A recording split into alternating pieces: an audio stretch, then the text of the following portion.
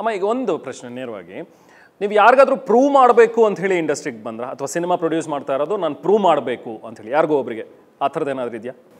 ಅಂಥ ಚಾಲೆಂಜ್ ಎಲ್ಲ ಇಟ್ಕೊಂಡು ಬಂದಿಲ್ಲ ರೀ. ಕೆಲಸ ಮಾಡೋಣ, ಜನಕ್ಕೆ ಕೆಲಸ ಅಂದರೆ ದುಡಿಬೇಕು ಅನ್ನೋದು ಇರುತ್ತಲ್ವ, ಕೆಲಸ ಮಾಡಿ ಏನಾದರೂ ಮಾಡಬೇಕು ಅನ್ನೋದು ಇರುತ್ತೆ. ಅದು ಬಿಟ್ಟು ಯಾರಿಗೋ ಟಾರ್ಗೆಟ್ ಇಟ್ಕೊಂಬರೋದೆಲ್ಲ ಇಲ್ಲ. ನಮ್ಮದು ಪ್ರೀತಿಯಿಂದ ಬಂದಿದ್ದೀವಿ ರೀ, ಹಂಗಂತ ಯಾರ ಮೇಲೆ ದುಶ್ಮನ್ ಮಾಡ್ಕೊಬಂದಿಲ್ಲ. ಯಾಕೆ ಬೇಕು ನಮ್ಗೆ? ಪಾಪ ಇಷ್ಟೆಲ್ಲ ಜಾಗ ಕೊಟ್ಟಿದ್ದಾರೆ, ಮಗನ ಚೆನ್ನಾಗಿ ಬೆಳೆಸಿದ್ದಾರೆ, ಎಲ್ಲರೂ ಹಾರೈಸಿದ್ದಾರೆ, ಯಾರ ಮೇಲೆ ದ್ವೇಷ ಮಾಡೋಣ ನಾವು?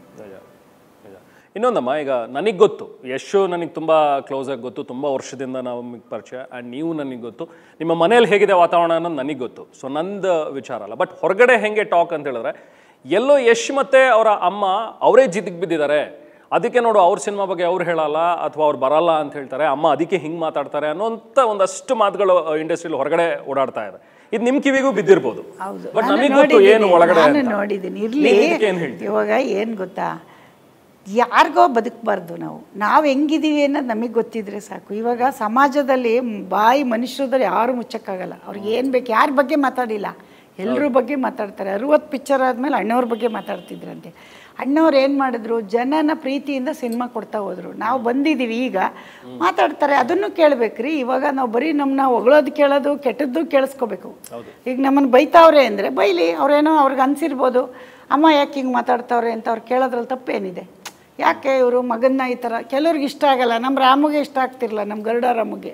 ನಾವು ಮನೇಲಿ ಇಬ್ರು ಕಿತ್ತಾಡೋದು, ಜಗಳಕ್ಕೆಲ್ಲ ಬಂದ್ಬಿಡೋರು. ಆಮೇಲೆ ಈ KGF ಮಾಡಿದ್ದಾನೆ. ನಾನು ಹೇಳಿದೆ, ಏನಪ್ಪ ಹಾಗೆಲ್ಲ ವಾಸಪ್ಪ ಅಮ್ಮ, ನೀವು ಯಾವ ಉದ್ದೇಶ ಇಟ್ಕೊಂಡು ಅಣ್ಣಂಗೆ ಗೈಡ್ ಮಾಡ್ತೀರಾ ಅಂತ ಗೊತ್ತಿರಲಿಲ್ಲ ಅಂದರು.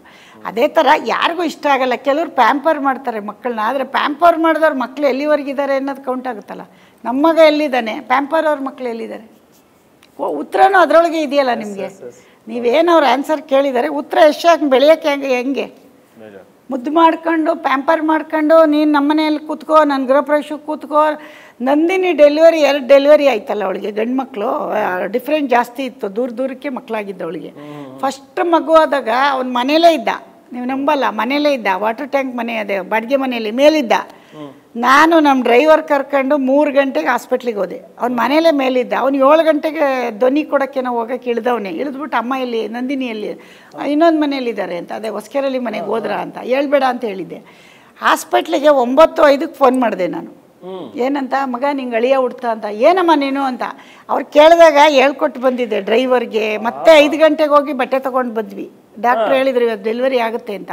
ಬಟ್ಟೆ ತೊಗೊಂಡು ಹೋಗಿ 9 ಗಂಟೆ 5 ನಿಮಿಷ ಕೊಡ್ತಾ 9:10ಕ್ಕೆ ಯಶಕ್ಕೆ ಫೋನ್ ಮಾಡಿದೆ. ಮಗ ನಿಂಗೆ ಮೇಲಿದ್ದು ಬೆಳಗ್ಗೆ 7 ಗಂಟೆಗೆ ಡಬ್ಬಿಂಗ್ ಕೊಡಕ್ಕೆ ಹೋಗಿದ್ದಾನೆ. ಗಜಕೇಸರಿ ಇದೇನೋ ಶೂಟಿಂಗ್ ನಡೀತಿತ್ತು, ಒಂಚೂರು ಧ್ವನಿ ಏನೋ ಒಂಚೂರು ಕೊಡಬೇಕು ಅಂತ ಹೋದ. ಅಮ್ಮ ಎಲ್ಲಿ, ರಾತ್ರಿ ಹಿಂದಿನ ದಿವಸ ಎಲ್ಲ ಒಟ್ಟಿಗೆ ಇದ್ವಿ. ಮೇಲೆ ಅವನು ಹೋದ, ನಂದಿನಿ ಕೆಳಗಿದ್ಲು, ನಾನು ಇನ್ನೊಂದು ಮನೆಯಿಂದ ಎಲ್ಲ ಒಟ್ಟಿಗೆ ಬಂದಿದ್ವಿ. ಅಂದರೆ ಡಾಕ್ಟ್ರು ನಮಗೆ ಲೇಡೀಸು ಗೊತ್ತಿರುತ್ತಲ್ಲ, ಹೇಳಕ್ಕೆ ಹೋಗ್ಬಾರ್ದು ಇವನಿಗೆ ಅಂತ ಜಾಸ್ತಿ ಹೇಳಿದ್ರೆ, ಅದೊಂಥರ ನಿಮಗೆ ಗೊತ್ತಿಲ್ಲ, ತಂಗಿ ನೋಡಿದಾಗ ಆಗ ಸಂಕಟಗಳು. ಆಮೇಲೆ ಅವನು ಬೇರೆ ಶೂಟಿಂಗ್ ಇದರಲ್ಲಿ ಇರ್ತಾನೆ, ಇವೆಲ್ಲ ನೋಡಿಬಿಟ್ಟು ಅವ್ನಿಗೇನು ಎಲ್ಲ ಹೇಳ್ಬಾರ್ದು ಅಂತ. ಅವ್ರ ಡ್ಯಾಡಿನೂ ಬಂದರು ನಮ್ಮ ಜೊತೇಲಿ, ನಾವೆಲ್ಲ ಹೋದ್ವಿ. ಆಮೇಲೆ ಡಾಕ್ಟ್ರು ಹೇಳಿದ್ರು ಇವತ್ತು ಡೆಲಿವರಿ ಆಗುತ್ತೆ ಅಂತ. ಆಮೇಲೆ 9 ಗಂಟೆ 5 ನಿಮಿಷಕ್ಕೆ ನಾನು ಅವನು ಡಬ್ಬಿಂಗ್ ಸ್ಟುಡಿಯೋಯಿಂದ ಸೀದಾ ಹಾಸ್ಪಿಟ್ಲಿಗೆ ಬಂದ್ಬಿಟ್ಟು ಸಖತ್ ಒಂದು 5 ನಿಮಿಷ ಬೈದ. ಏನು ನೀನು ನನ್ನ ತಂಗಿದೆ ನನಗೆ ಹೇಳಲ್ಲ ಹಂಗೆ ಹಿಂಗೆ ಅಂತ. ನಾನು ಆಮೇಲೆ ಒಂದೇ ಹೇಳಿದೆ, ನೀನು ನೋವು ತಿಂತೀಯ, ಅವಳು ತಿಂತಾಳ, ಅವಳು ತಾನೇ ತಿಂದ್ಲು, ನೀನು ಅವೆಲ್ಲ ನೋಡಬೇಕಾ, ಬಿಡು ಹೋಗ್ಲಿ, ಖುಷಿಯಾಗಿರು, ನಿನ್ನ ಗಳಿಯ ಹುಟ್ಟಿದ್ದಾನೆ ಅಂತ. ಆಮೇಲೆ ಇನ್ನೊಂದು ಮಗು ಹಾಸನಲ್ಲಿ ಕೇಳ್ತಾನೆ ಇದ್ದ, ಅಮ್ಮ ಯಾವಾಗ ಏನು ಅಂತ. ಇನ್ನೂ ಟೈಮ್ ಹೇಳಿಲ್ಲ ಕಣೋ, ಟೈಮ್ ಡೆಲಿವರಿ ಆದಮೇಲೆ ಆವಾಗಲೂ ಫೋನ್ ಮಾಡಿದೆ. ಆ ಥರ ನಾವು ಅವ್ನಿಗೇನು ಕಷ್ಟ ಕೊಡಬಾರ್ದು ಅಂತ ಅಷ್ಟೆ. ಅವ್ನು ಸುಖವಾಗಿ ಹಂಗಿರ್ಬೇಕು ಅಂದರೆ ನಾವು ಹಿಂಗೆ ಕಷ್ಟ ತೊಗೊಂಡಿದ್ದೀವಿ. ಎಲ್ಲದಕ್ಕೂ ಹೇಳ್ತಾರ್ರಿ, ಪ್ರತಿಯೊಂದಕ್ಕೂ ಬೆಳಿಗ್ಗೆ ಎದ್ರೆ ಎಲ್ಲದಕ್ಕೂ ಮಗ ಅಂತಾರೆ. ನಮ್ಮ ಮನೇಲಿ ನಾವು ಕಷ್ಟ ಕೊಡಲ್ಲ. ಅವನು ಮಾಡಿದ್ದಾನೆ, ಬೇರೆ ಬೇರೆ ಸಾಧನೆ ಮಾಡ್ತಾವನೆ, ನಾವು ಇವೆಲ್ಲ ಕೊಟ್ಬಿಟ್ರೆ ಹಿಂಗೆ.